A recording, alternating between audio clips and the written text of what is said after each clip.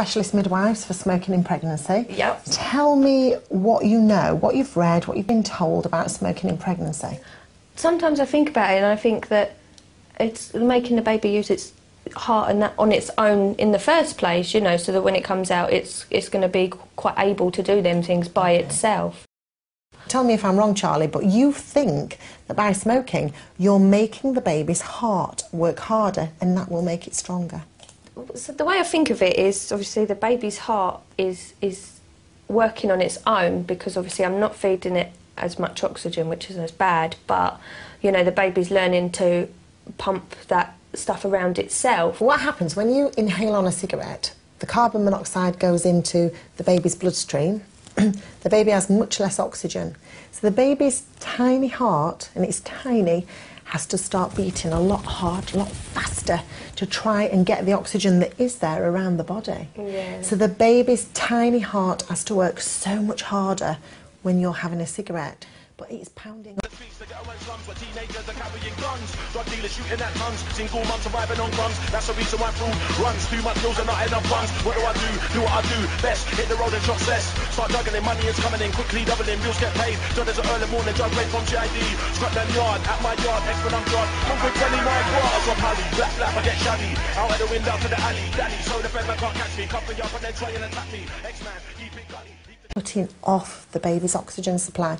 So for every cigarette you have, it's a bit like me putting my hand inside and squeezing the baby's cord and squeezing it for about 40 minutes and cutting off the oxygen supply to baby. Shall we have a look at how baby's managing at the moment with the carbon monoxide? Yep. Shall we have a look at what's going through there? Using the latest technology, Lisa will measure the amount of carbon monoxide Charlie is putting straight into her body and the damage it's doing to her baby. You can see the clock ticking down at the bottom there. Carbon monoxide is the same poisonous gas that's found in car exhaust fumes.